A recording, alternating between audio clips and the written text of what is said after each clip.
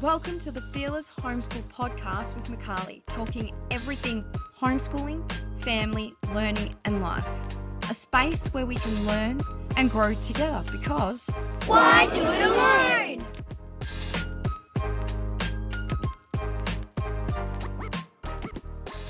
Welcome to another episode from the Season 1 Fearless Homeschool Podcast.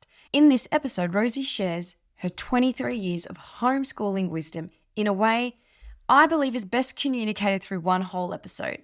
So I've chosen to keep Rosie's chat as one complete episode. In this chat, Rosie discusses the various backgrounds from her childhood in Papua New Guinea to her career in nursing and how these experiences influenced her approach to homeschooling and the philosophies she chose to use in the different stages of her family's journey. We cover her love of books and how the learning of values shaped Rosie's homeschooling philosophies, as well as the importance of flexibility, lifelong learning, and finding a joy in homeschooling. It is a jam-packed episode, so let's jump in. Hello, everybody. Welcome back to another week of our Fearless Homeschool Podcast, and this one is very exciting. As you just heard, we are welcoming Rosie Boom to the Homeschooling Podcast.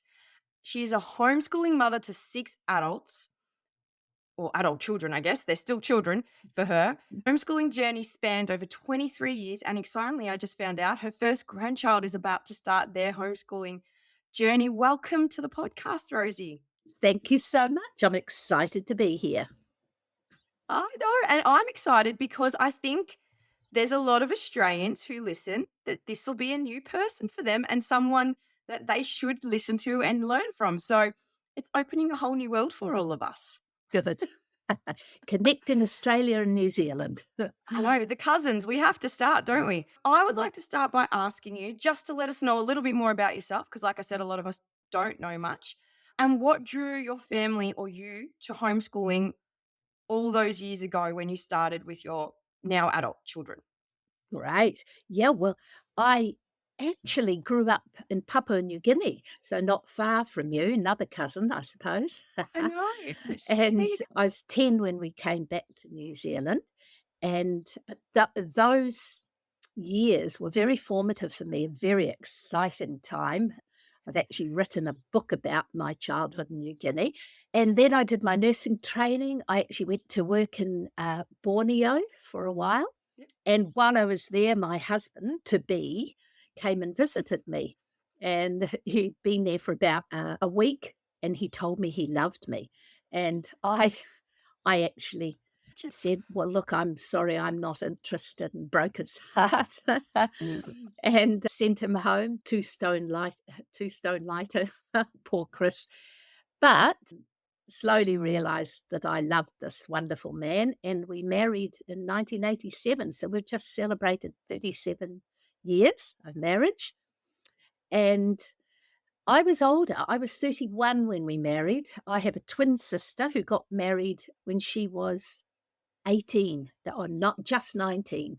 So I had 12 years that were quite difficult for me, quite lonely. And I began to wonder whether I'd ever get married, whether I'd ever have children. But God bless me with 6 children, 3 of whom I had in my 40s. So I've had a wonderful life as a mother, which I had begun to think I'd never experience. So motherhood's been a wonderful thing for me, a huge blessing. And when my oldest, his name is Josiah, when he was 4, about to turn 5, I remember I wrote in my diary, at the time I had just 3 children, just had 3. And I wrote in my diary, I'm absolutely in love with my children. Feel sad at the thought of sending Josiah to school. Am thinking about homeschooling, ... Little did I know what those 3 dots would hold for me. So I just began to think about this whole thought of homeschooling. I've come from generations of teachers, and I broke the trend and went nursing. But the funny thing is I ended up a teacher for a lot longer than I than I nursed. And so, yeah, I started to think about it, and I just thought, I do not want to hand my precious, beautiful little boy over to complete strangers, potentially with totally different values than me. I can teach him. I actually went into it, Mikali, thinking, well, even if I homeschool for 3 years, because I'd read a book that said if you homeschool if you send them to school when they're 8, they will go in with a really healthy self-esteem and they'll they'll do well. So I thought, well, surely I can do that. I can teach them to read. But what I never expected was to fall so much in love with the whole lifestyle. And I just loved it. He was so enthusiastic. Little Katie was only 14 months younger than him. So she wanted, I want to do homeschool too, Mummy. So I started with the two of them. And honestly, we just began. I have a passion for books. I'm a writer, but well, I wasn't then. I wasn't a writer then, but I was a reader. And even in New Guinea, my darling dad, every night we'd light the tilly lanterns, we'd settle in the big bed under the mosquito net, and he would read to us. And we read C.S. Lewis. I still remember wonderful, it stumbling into this white, cold world. And I remember thinking, well, we're in a we're in a different world too. It's green and hot and very wet. But all three of us. I've got three siblings, but one of them didn't come to New Guinea because he was a lot older than us. So, but three of us all fell in love with reading and books. And can you believe it? All four siblings are writers now. It's There you amazing. go. Yeah. All sparked from your dad, And my mum. potentially, Yeah, yeah, and your mum. absolutely. Yeah, Yeah. she was a writer too.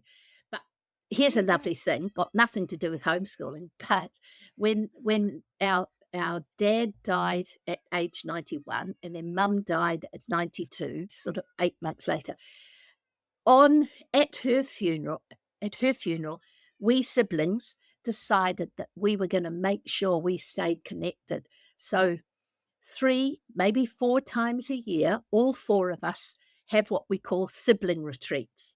And we get together. Oh, Yeah, we get together, just no partners, no husbands, wives, just the 4 of us. And we spend 3 or 4 days together and we talk about our writing and our children. But we just have this lovely connection to it. It's absolutely wonderful. Anyway, so that's awesome. that's where my love of books was born, and so they were always going to feature a lot in my teaching, in my homeschooling. So I read beautiful books, classics, funny books, interesting books, and that is really the heart of my homeschooling. Now, I know you're going to ask me questions about that, so I won't talk about that now. That's amazing. But So you spoke about homeschooling.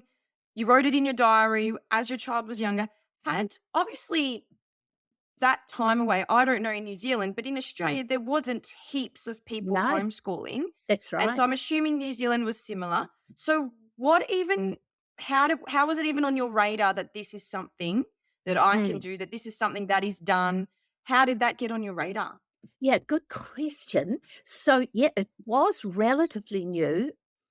I had read a book, something about the joy of Egypt. Anyway, it was about a homeschooling family that started homeschooling, and one of the children was fascinated with ancient Egypt.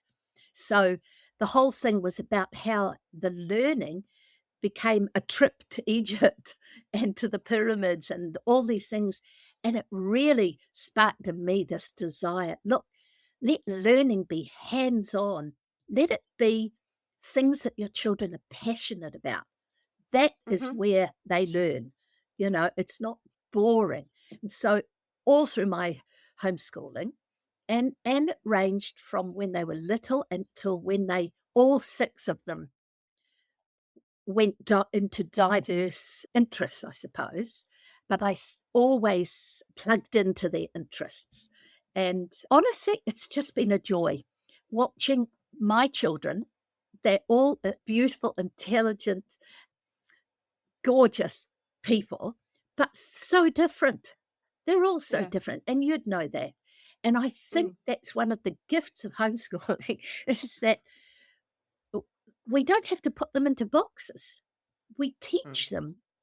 So they're so different, and so it's so exciting to see their interests. Of my 6, I remember at one day looking down at them playing on the ground. Some of the boys were playing on Lego. A couple of them were fooling around and maybe playing on a guitar. I can't remember, but I remember thinking, goodness, I wonder what each one of them will end up doing.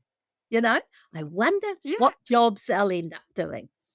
And I wonder, I hope I can help them reach where they need to be. Now, I would have guessed that Samuel would grow up to be a builder, and he has. And he's amazing. He's big, strapping, strong, 6'2" guy. And he's built a tiny home for him and his wife, and they live on our property. I might have guessed that one of my sons would become an engineer because he had a real mind for it. But I would never have guessed that my daughter would become a music therapist. In fact, it didn't even exist when I was teaching her. There was no such thing. When I grew up, you became a nurse, a teacher, or a wife, or a secretary. I'm that old. But seriously, so one of them's a music therapist, and what a joy watching her working with nonverbal people, autistic children. Honestly, it's one of the joys of my homeschooling, seeing them. One's an opera singer in Germany. Might have guessed that too. She was always very loud. But, they're just different, so different. And that is the joy of homeschooling. And what is Teaching them. beautiful, I think, is teaching them, but also truly getting to understand what I have found. Is we started with our eldest in the school system for a couple of years, and then we moved out, and how much more I know about the way she learns, the way she thinks, her brain, her needs, her wants from being around her at this age. Yes, you get to know them when they're little and they're home with you, but it's very different once they can communicate, as an 8-year-old, and you start to understand what their brain is thinking. They can now verbalize quite well. It's like, for me personally, I don't think I would know them as well as I do, or have the joy of actually being there when they have these spontaneous thoughts that they just blurt out. And you're like, wow, that's another dimension of you I didn't know about until today, because I happened to be here when you were learning something that sparked your interests. Yes, So I think absolutely. that part of it with 6 kids would have been amazing to watch. Well, do you know, my first 2 read like that. They were so easy to teach to read. My first 3, actually. My 4th struggled a bit. Not too much. But my 5th, Samuel, the builder, Jacob's only, my youngest is only a few, 15 months younger than him. He was a bright little spark. He said, Mummy, I want to learn the same time as Sam. So I thought, oh, goody. Well, I'll do them both at the same time. Yes. However, it didn't take long for me to realize, oh my goodness, that Jacob just could read so fluently, so quickly. And dear Sam struggled. And I began to realize, I think he has some sort of learning disability. I'd taught 5 by that time, and I knew. So finally, I had him assessed, and the woman that did it was so lovely. I was so protective of Sam going in because I thought, what if she makes him feel. But anyway, she was beautiful. And at the end of it, she said, oh, Rose, she said, what a beautiful boy Sam is. And I said, I know. And she said, and do you know what? He's got such a healthy self-confidence.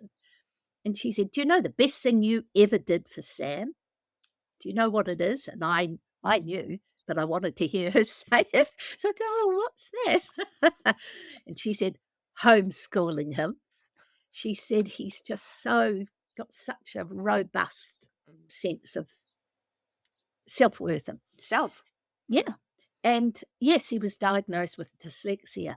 And the man that was given to me, the spell teacher, he was also a homeschooler.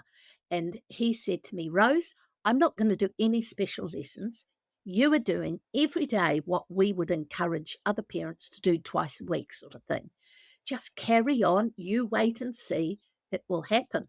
And so began a beautiful session of my homeschooling where I realized every day I love him and I teach him and I don't stress out and if he gets starting to get stressed, okay, let's go and bounce on the tramp for a while. It just took the pressure off. Came the day when my little Jacob came in to me and he put his hands on his hips and he said, Mummy, all Sam does now is read, read, read. And I clapped my hands with joy. And this little boy said, it was not meant as a compliment. But for me, that was the crowning joy of my homeschooling, was when my 10-year-old son, it clicked into place and he began to read. And do you know, he probably reads more books than his other siblings. It's incredible. So encouragement, mothers, to those of you that are struggling, or maybe have a child that it's not easy for them, just keep going, just keep loving them, just keep pointing them in the direction of their passions where they want to learn, and it'll happen. Yeah, isn't that beautiful? And having 6, you were going to have seen that whole span, because I think reading is one of those things, and it's been coming through. That's one of those things that does stress out parents, because I think they know that once you can read, access to so much information, Yeah. knowledge is then at your child's fingertips. But it does take, it's been the same with one of mine. It does take, the journey is different for different kids. And so they do get there. And obviously you were doing the things that he needed to help with his dyslexia anyway. So it's just trusting yourself and trusting the process. And giving yourself time. Yeah. Yeah. Now, we've sort of touched on, I guess, what I know is kind of becoming as to one of your philosophies, or one of the main approaches you use, which were obviously books and living books and all of that sort of stuff.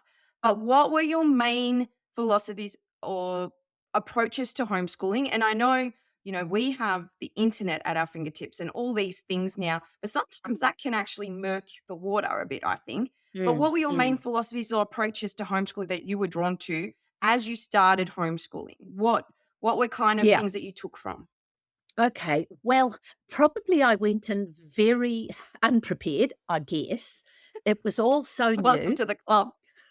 Yeah. So I actually went in with my enthusiasm, with my love of learning, with my love of books and nature. And I started simply and small, if you like, because I had a 5 and a 4-year-old. So, and I do encourage homeschoolers here in New Zealand, if you're starting new, just ease into it. There's no pressure. You've got time, and find your way. Don't start collecting hundreds of different types of curriculum and things. They will soon be groaning on your bookcase and reproaching you. You're not using me yet. Just ease into it. Find the joy. That's one of the messages I've spoken of in New Zealand for 23 years. Find the joy in your homeschooling, because if you're enjoying it, your children are going to love learning. So I actually started with, every day they did a journal. So they would tell me what they wanted to say, and I would write it in, printing. Today, Daddy came home with a pet lamb for me, for example. And then they would copy it underneath. So it was just penmanship. They were excited to write it. And then they drew pictures. And I have got hundreds of those journals, which the children, it's a treasure trove of history. So they did that. So beautiful. Yeah. One of my philosophies, if you like, was I wanted to teach my children values. So years later, I have written 2 books on the gift of values. And so it's teaching your children courage, honesty, forgiveness, just all sorts of different values. So I did quite a lot on that, and I used books to do it. So I would read to them a book, and I would pick out a character trait maybe that the heroine or the hero portrayed, and I'd say, now, wasn't he brave? Why do you think he was brave? And so we'd talk about that. So that was one thing. I wanted my children to, right from the start, when they graduate, that they will be good people, that they'll be trustworthy. Yeah. Simple things like that they will be kind. Kindness. We did some wonderful projects about kindness. Now, I heard an interview a while ago with someone, and they were talking about marriage, and this guy said, do you know, one of the most important things I think is in the marriage is kindness? And I thought, amen to that. When I talk to young people, I often say to these girls, I ask them, what do you think's important finding a good husband? And they tell me all these things, and then I say, do you know what I think is really important? Kindness. And you can almost see them go, oh, boring. Yeah. But it's not at all. So right back then, I wanted my children to be kind. Actually, we did a lot of projects. And one of the things, I don't know if you can see that, but I bought lots of project books. And one of the best things I did in the first months was I bought a whole stack of National Geographics and scanned through them to make sure there was nothing dodgy. And then I gave them to the children. I said, cut out any pictures that you like. And they had two different books. One was about people and one was about nature. And so if they cut out a beautiful picture of, for example, an old person, they just loved it. Or an old person sitting in a wheelchair, or look at this, So I'd say, look, and then I would read the article and I'd write things on it. Look at this girl's hair. She has very small plaits and lots of beads in it. She's made holes in her ears and threaded through red cotton. She has scars on her face where she has cut herself to look beautiful. She lives in Africa. Now, they covered pretty much all different countries in the world, picking cotton. And then in Rhodesia, your great-great-grandparents were missionaries in Rhodesia. So it brings in living history, I suppose. But what I was going to say, sorry, we're getting a bit sidetracked here. Can you see that picture? Yes. It's a little boy, and he is crying. And I showed them this picture, and I said, okay, kids, I want you to have a look at this. Tell me, what does he look like? What emotion is on his face? And he's sad, Mummy. He's crying. And I said, why do you think he's sad? And I still remember one of them said, because he hasn't got a mummy. And I said, no. And then someone else said, because he's sick. And I said, no, you look again. And I showed them the picture again. And then they saw it, that in the background there was 6 sheep lying dead down a cliff. And then I read the story, and it was about this little boy who lived in Peru. His job, he didn't go to school because there was no school in his village, but his one job was to look after his family's flock of sheep. And he was doing that. They had 6 sheep, and around the corner of the steep road came a taxi carrying a National Geographic photographer.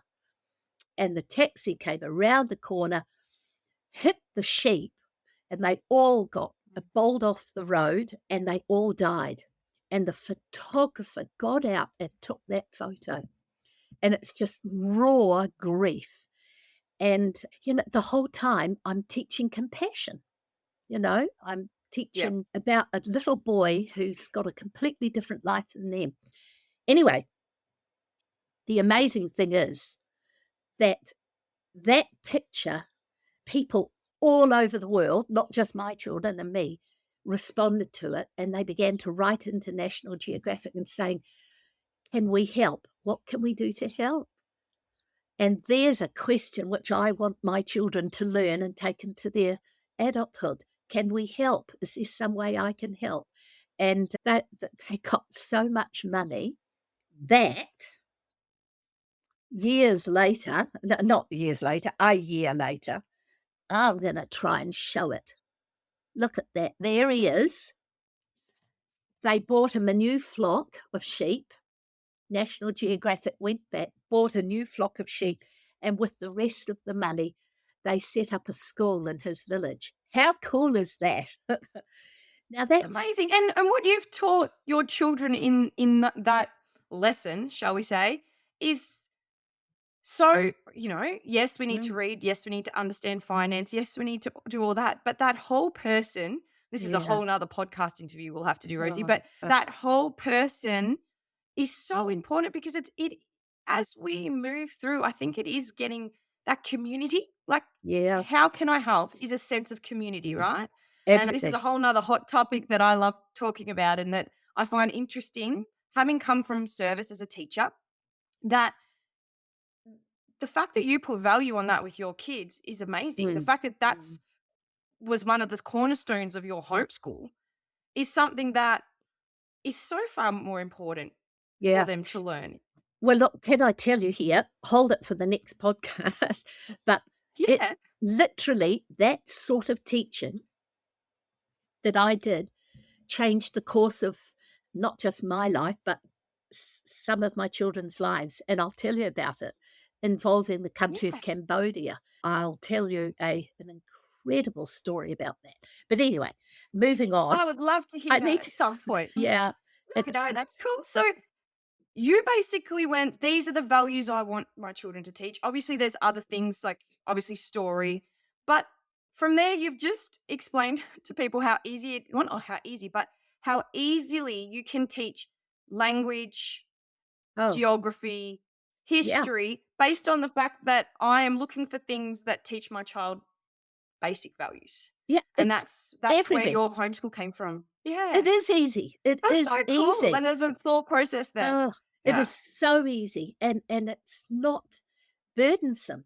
It's a joy. You're reading. So every morning I would start my homeschool. We'd start in the morning after chores, and would have, because I'm a Christian, we'd start with a time of singing, and then we might pray for people in the family or whatever, and then I'd read to them some inspirational book. Oh, the books we've read this.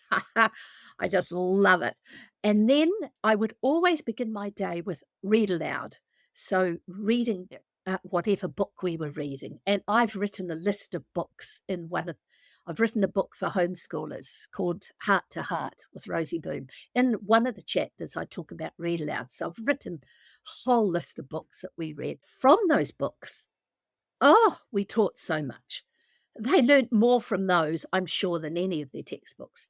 And so if the story was set in France, for example, we would go right in our hallway upstairs. I bought from Australia, from I think it was allposters.com. I bought a massive, huge world map, and my Samuel, the dyslexic one who loved doing things with his hand, made a beautiful wooden frame around it, and it's hanging in Pride of Place up there. So if a country was mentioned in a book, we'd jump up and I'd say, first one to find it, or something like that. And they'd be there looking for the country. Oh, I got it. And so geography just came in all the time through our books. Yeah. History. Yeah. One of the things I say to homeschoolers is one of the greatest joys is following trails, exciting, unexpected little trails. Always follow them. don't be looking at your watch and thinking, oh, we need to be onto maths by now. No, if something is sparking and exciting, follow it, investigate, talk about it, because that's where the real learning takes place. The living paths of learning. And do you They think don't always lead to textbooks. You know what I mean?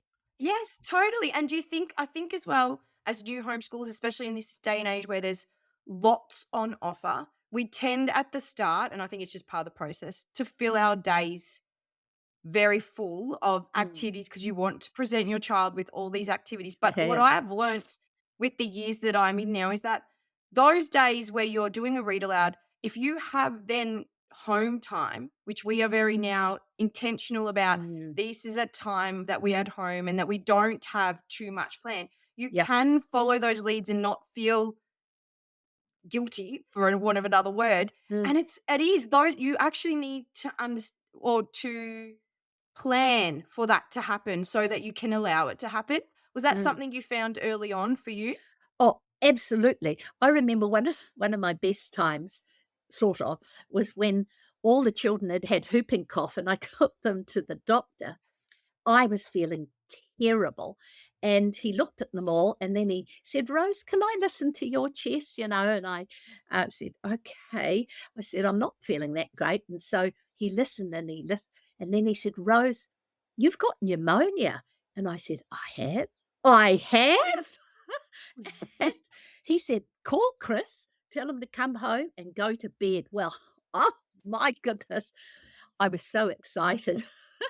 And so for 2 weeks, we hardly got out of our pajamas, and all I did was read. And we watched Anne of Green Gables, the whole series. Oh, beautiful. But Yeah. do you know, my children remember that time? I let go all the textbooks and we just read until my voice couldn't read anymore. And I always say to women, look, if you've read a good book in the morning and everything goes to custard, your children have still learned. They're still Absolutely. learning, and you've just got to break out of the thought that you've got to get these textbooks done. And now I better say here, I'm actually well, I don't want to. No, that sounds terrible. I was going to say I'm a high achiever, and I want. That sounds terrible. I But understand. Yeah. what I mean is I am academic, and I Yes. used to love sitting exams. I made all my children learn how to cope with the stress of exams and give them the love for it, and they did.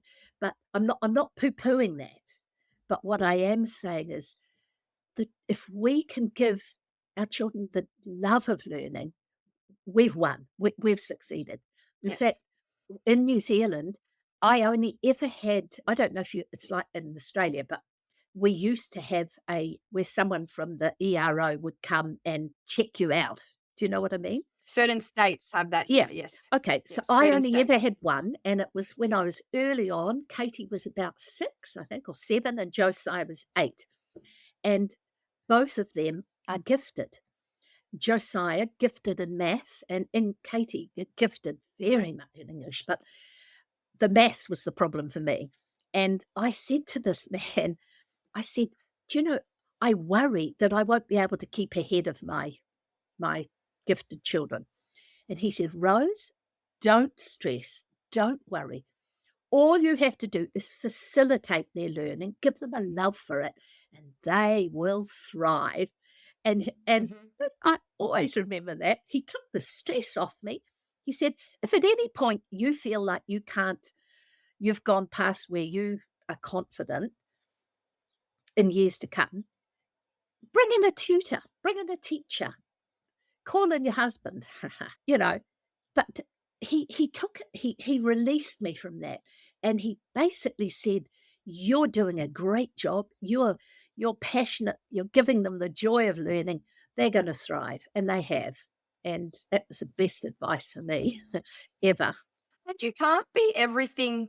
No. You can be a facilitator, but you can't be the mentor for everything. That's not what homeschooling I am Mm. learning is about. It's not your job to be the mentor for them for everything. It is your job to help them find a mentor in something that they're passionate about if you Mm. can't be it. That's right. And it's to find that connections because Yeah, our kids need to learn from someone else too, don't they? Like that's part of absolutely. the journey. And you know, And it's so oh, go. sorry. Yeah. No, I was just going to Go, say go, the go. funny thing is, you can start something and you can think, well, that was a waste of time. Because I loved languages, so I learned 4 languages at school, and I've gone on to love learning languages. Well, so I thought, right, I need to teach my children. I'll teach them French. So we had a little foray into French, and it was okay, but I really, it was just gave them a little, little Taste. taste. Well, the funny thing was my opera singer came home from where she was studying in Germany, I think it was, and she said, "Oh, Mum, I'm teaching a pupil today. I hope you don't mind. I'll do it in the lounge with the piano." I said, "Oh, teaching singing." She said, "Oh no, I'm actually teaching her French." And I laughed. I said, "What?" And she said, "Oh, well, I'm teaching her a French song." And it just made me laugh because I thought, you know, I did not succeed in that, but I did introduce her to it. They carry on learning. She's learned Absolutely. German, French, Italian. I just introduced her and said, I love languages, and she's gone on to do it. And I think that's a wonderful thing when if we give them a love of learning, it's a lifelong thing. It's a gift, a lifelong gift. And they will Absolutely. study Yes. all sorts of things that we probably have got no idea about. And Yeah. it's that understanding because I think you can also get in your head, okay, depending on here in Australia, what state you're in, you have to introduce your children to different things. In Mm, Victoria, it's quite relaxed in the way that they let us sort of follow the kids' journey a lot more. mm, But it's how many children came out of school like in your head, they have to have a language, they have to connect to a language, they mm, have to be learning a language. Majority of kids get to mm. year 8 in what is in Victoria, into year 8, and then they can choose to whether they continue in a language or not, Absolutely. basically. And most of them probably can count to 10 in that language and say, "Hello, how are you?" And And a lot the of them math. have and my Yeah, name is, and the days of the week, yeah, and most of them have been doing it since prep, right? Because yeah, that love of learning for whatever they were learning wasn't really there. yeah. And we are in a different we're in the same point. We haven't really pushed language that much yet. I'm of Italian heritage and knew how to speak it quite well until my grandmother passed away, and then nobody really spoke it to me, so I lost Mm, it quite mm. early on. But my husband is very keen. He's teaching himself Italian now because he Good would for love to him. go, yeah, and spend. And he's 37 or 38, so he Yeah, is now yeah. teaching himself a language, and he would love to go over there and we would love to be immersed because I still have family there for a while, for a good, 6 months to a year. So he's like, Mm. well, I'm going to learn it. I have a love. I'm going to explain to the kids the purpose and at least have some basics so that when we get over there, they can talk. And this is all pipe dreams, but he's making the first step of reality by learning the language at Yeah, 38. fantastic. Exactly. And my kids are seeing that. So they're seeing a lifelong learner in practice, which Mm, is mm. because they're around him while he's learning that, because we're all around each other.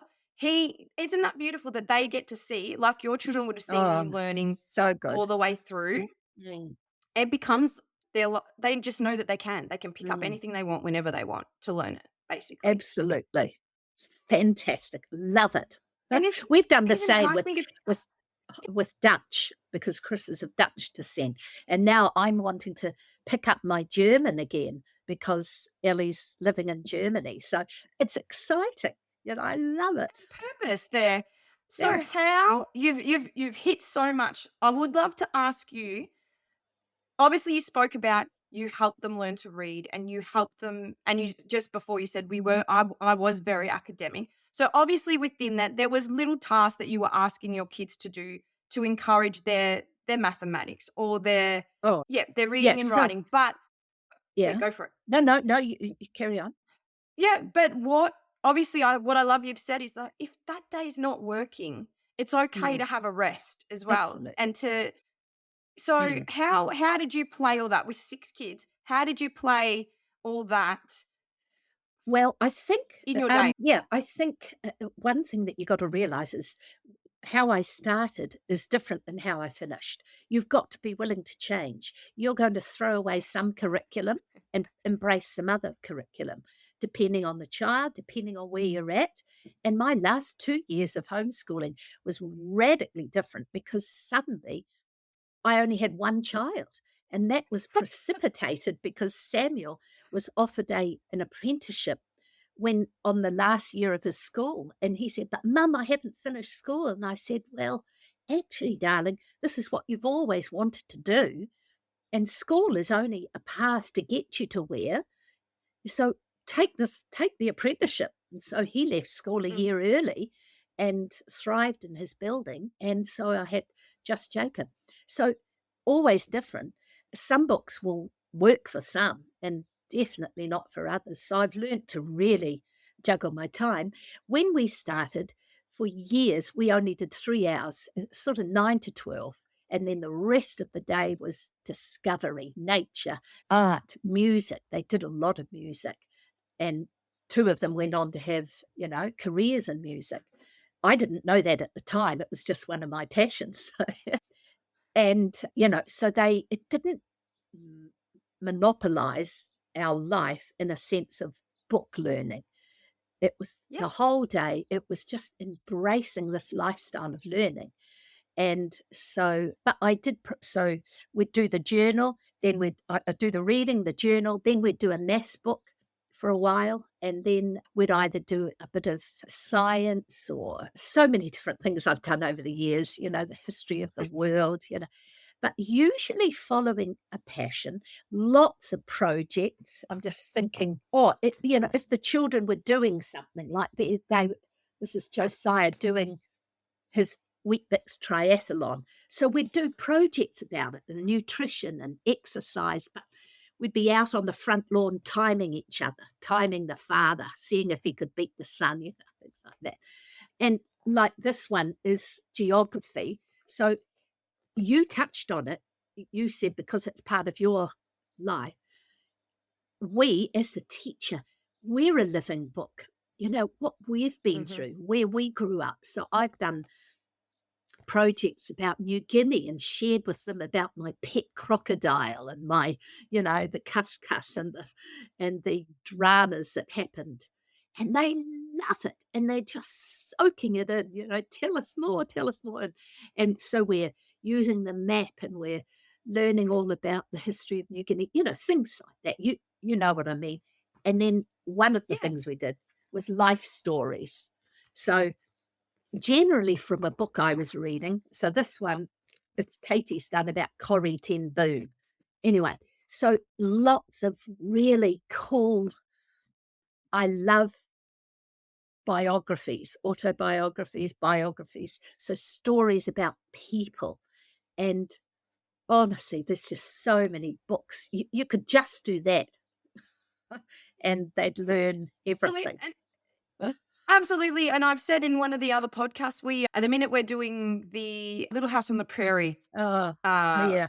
book books, and the amount I'm Mm, learning about yeah. that time of life with the kids, and I was like, this has been such an amazing experience. Art projects have come out of that I haven't done. My daughter's just that way Yeah. inclined, and she's Yeah. amazing. My son, you can hear the science in his head, and he'll come back later that day and just ask, "So how did they make that happen?" Like they talk about the food, how they cook it, how they, how they Yeah. look after it, and it's just like you said, they will take you down that path, and yes, And you have to that's the supplement with joy, other things. isn't it? That's the joy of Yes, homeschooling.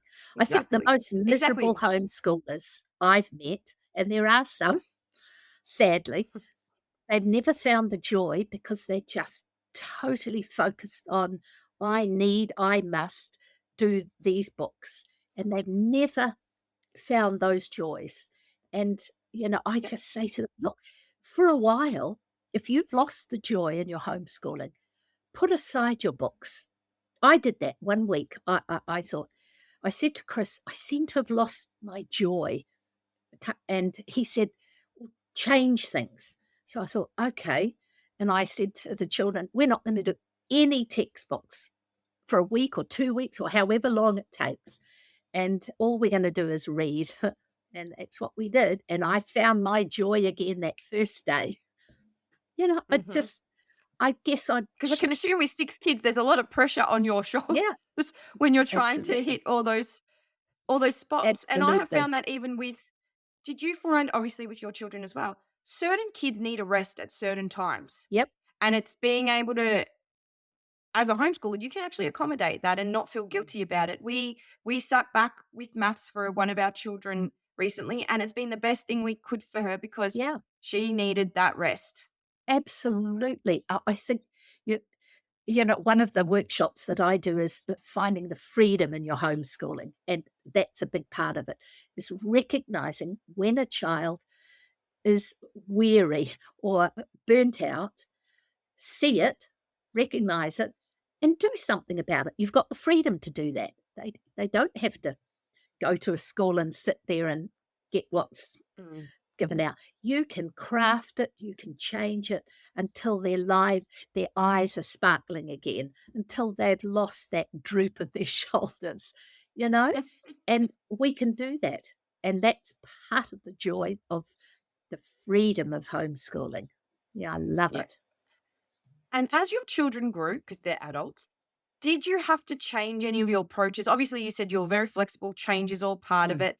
What were some specific things? Because we will be having a teen summit down the line this year. And I mm. know that transition is quite scary for a lot of parents. So Yeah. was there something that you saw, like, is there specific things that you could put your finger on that you had to sort of adjust as children Yes, moved into those type of ages? definitely. And one of the hardest things for me, I think it was when school started to go after lunchtime. I was dreading that because I'm very project oriented. So I was always, building or painting the house or doing the projects, and I love it.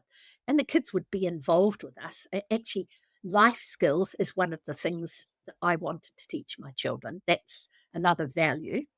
That's another Yep. whole topic, life skills. But you can't just say, oh, I'm going to teach my children life skills. You've got to You give got to do it. time to do that.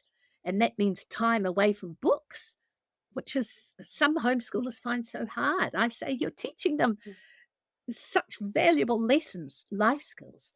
So, yeah, it came the day when I said, actually, we're going to have to start, you older ones are going to have to start doing more, and it's going to go into the afternoon. But I dreaded it, but it wasn't as hard as I'd thought, and they embraced it. I think the biggest thing was preparing them for going into the workforce. I'd say to them, look, daddy has to do work that he doesn't enjoy. So, although our homeschooling has been fun and lots of joy and lots of exciting things, there are going to be boring things. There are going to be dull things that you will have to do in your jobs. And you're going to have the character to be able to do that. And, Even if you work, love the job as a whole, yeah, there is always going to be parts. Yeah, always, exactly right. We always. discussed that already with our Yeah. kids. Yeah. And lots of discipline. You can't turn up half an hour late, you know. You need to be punctual. So tightening it a little bit, do you know what I mean? Yeah.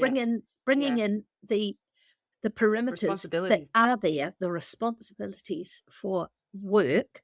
Yeah, starting to teaching them that, teaching them to push through things that they, but mom, I don't enjoy this. Well, never mind, darling. So I changed a little bit, and it was good. It was good. It's really nice to hear because I think parents are a bit worried about then having to say sometimes that, look, we understand that you may not enjoy all of this, but if Mm, it's part of your goal, then you need to sort of push through. yeah, and teaching them how to cope with stress, the stress of an exam. I think that's an important skill, or the stress of the pressure of time pressure, maybe. So time management, that's a life skill. Oh boy, and teaching them about finances. goodness. I mean, that's huge, So, But what's yeah, lovely is that definitely. you brought those in age appropriately, I Yeah. think, as well, which you could, because if you know anything about the cognitive development of a child, too early, and they're not actually Oh, understanding the concept of time doesn't come into quite early teens, really. So mm, that that's when you should do it. Like that's when you yeah, can do it for them instead of them having to cope with that so early on in yeah. the system. So I think it's being learning to understand each child and do you Yeah. know actually what I think? We have to become lifelong learners. So, Yes, it's we are learning about things like that, children may be learning, listening to podcasts and thinking, oh my goodness, oh, okay, so and so's at that stage. And yes, this is an appropriate time to be doing that. So, learning, growing, being willing to change, it's all part of it. And I think one on one, talking with your children and just assessing. That's a big part of it too. I'd do that once a term at least. But how are you finding it, darling? What are you really enjoying? What are you not liking? You know, what do you want to learn? These sort of things. We need to know our child, yeah. and then we can craft it. We can craft it to that. It's a bit like my 90-year-old dad said to me one day, he said, Rose, hang on, should I be on Twitter? I I'm laughed not because even on Twitter. no, neither am I. And I laughed because he was a lifelong learner and he'd just been learning Absolutely. how to use the internet and everything. And he said, should I be on Twitter? I said, no, Dad, relax. You don't have to learn that. But he was constantly learning. And so finding out from your children what it is they want to learn and maybe bringing in the big guns, saying, "Well, do you know your cousin Daniel? He's a mathematics guru. Let's bring him in to teach you this particular thing." It's Yeah, no, I all think a mentorship discovery. is Mm, exactly, mentorship is so important. While we're going now, because we're heading towards the end, what are the two I'm gonna put two questions together for you. mm. So obviously books, podcasts, and resources for further learning that you would encourage people that were the best, some of the best that you felt you found helped you. But on top of that, obviously, because you are in this space, how can people reach out to you? What do you have to offer? I'm very excited that Rosie will be joining us in the summits this year Yes, to looking share forward to some it. wisdom. But she also has other places where you can access her. So go for it, Mm. Rosie. Okay, well, probably the books that I use now have been, superseded. I don't know. So, but I generally found a really good maths book that I taught from. And even in that, when my children started doing the New South Wales exams, are you familiar with that? In New Zealand, Yep. they only did them for the people in classes that wanted to pay for it. They were generally the more academic ones. So I used those for Yes. a number of years to teach my children about exams and things. And I soon Mhm. discovered that the American maths book that I'd been using taught things at a different time. And so even Yeah. with my son Josiah, who's 99th percentile in maths, sometimes he hadn't yet covered what was being tested. So I changed to a different curriculum. So I think you want the history of the world is a fantastic set of 4 books, things like that. But I had a really good language arts book, maths books, and I'm not being very specific here, sorry, because it's Okay. I totally understand. But even sort of, how about we talk about you have some books that could potentially put children's parents' minds at ease. But you've also sent me, and I'm excited to start reading these, oh, a goody. chronicle set for our kids to read. So This could you let us know about those type of things? Yeah. Okay. This is the set of 4 read alouds, which when the kid in 2007, we moved from one city up to the Northland, and we bought a block of land, and it had a 90-year-old, very rundown old barn on it. And we thought, because I love adventures, I love to do different things from New Guinea, I said we could live in this old barn while we build our family home, which was going to be a family project. And so, yeah, we cut a hole in the tin walls and put a window in and evicted the resident possum. And we made this barn our home for 4 years. Took us 4 years to get this things through council and then build our home. They were the best 4 years. Oh man, it was so good in this small noisy barn. When the rain came, it was like being in New Guinea again with the monsoons and the rain on the tin roof. But I have written it into one book for each year in the barn, and it's the true story of a homeschooling family, all the adventures, the dramas. It's written through the eyes of my then 10-year-old strong-willed child, Millie. She makes things happen. So she would lead her brothers on all sorts of escapades, and she loves animals, so it was easy. So it's basically life as homeschoolers and what we did and what they did and exploring the rivers and nature.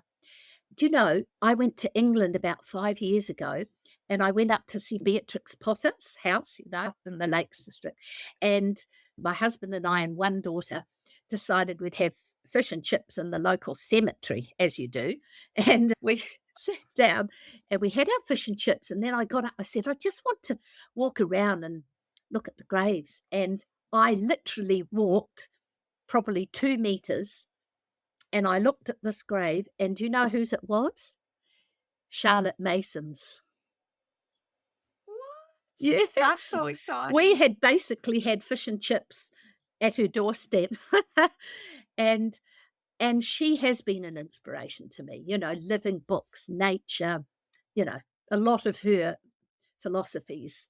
I didn't even really know about her when I began, but that was the way I went. So, yeah, that was beautiful. And in many ways, those read alouds, they've become my bestsellers all over the world, because I thought people might be bored with our life, because it's all true. I couldn't make up anything exciting. This is true. I thought people wouldn't really be interested, but it's resonated. And I think it's because people love to have a glimpse inside a family's life. Little House on the Prairie. And Exactly. I just got a letter yesterday from a little girl, and she said, my favourite books are yours and The Little House on the Prairie. Well, what an honour. So, yes, and I've written books for homeschooling. This is my latest, Heart to Heart with Rosie Boom. I have spoken at our New Zealand conference, Heart, it's called, for 23 years. I've been the keynote speaker, one of them. So this is all my messages over 23 years. And then I've written books, Gift of Values books, that's talking about honesty, courage, perseverance, diligence, things like that. So, yeah, I've got And so where can people find all these? Well, they can look at them on my website, which is rosieboom.com. You can certainly look at them there and read about them. You can order them there also, but postage is horrendous. So I'm just in the process of connecting with Engaging Minds, Crystal Watts, and she's going to become my distributor, I suppose, for Australia, because I think she said she can get cheaper postage, I'm hoping. And Yeah, beautiful. homeschoolers can connect and place an order together, which could be good. Yep. So I'd love to see my books find their way to the shores of Australia. I do have some very avid fans over there, but few and far between, really. Yeah. No, I'm so excited. We're going to be reading, like I said, we're through the Little House on the Prairie, and then we will start on that. So people will be hearing and seeing from us about them as well. And that is fantastic, because Engaging Minds, Crystal, is connected in with our summits and my membership. So the fact that she'll be able to house them means when people are looking for curriculum at the same time, they can be grabbing your books. Good. Sounds wonderful. Thank you so much for chatting with us today, Rosie. We're very excited. She will be Like I said, Rosie will be joining us, I think, for all 3 summits this year. You've Yes. put your Yeah, hand absolutely. up. So Yeah. obviously, first one will be in March, the start of March for the Australian and New Zealand for the first time homeschooling summit. But on top of that, I am sure we'll be inviting her back for more chats here. So Oh, I'd love that, thank you honestly. so much. Thank you. Good. It's been a Right. joy. It's been lovely. It has so really lovely chatting with you. We'll let everyone get back to their day and we will see you soon. Okay, bye. Bye. Well, I hope you've enjoyed this chat as much as I have. And if you're anything like me, you'll be re-listening to it a few times to catch all of Rosie's wisdom. You can connect with Rosie on her website and grab her books via Engaging Minds. Both links are in the description. If you want to hear more from Rosie, check out her workshop, Creating a Warm and Loving Home, in the Fearless membership. Rosie will also be joining us for the rest of the 2025 homeschooling summits, the Teen Homeschooling Summit and the Do-It-Yourself Curriculum Homeschooling Summit. So come and join in the fun and listen to more of her wisdom. See you soon. Thanks for joining us on the Fearless Homeschool podcast. If you'd like to stay connected in between episodes, check us out on socials at Fearless Homeschool. And if you'd like to hear more about our Fearless Homeschool journey, sign up to our Fearless Family Fables newsletter. But don't forget to subscribe so that you're the first to know when a new episode drops. Because Why do it alone?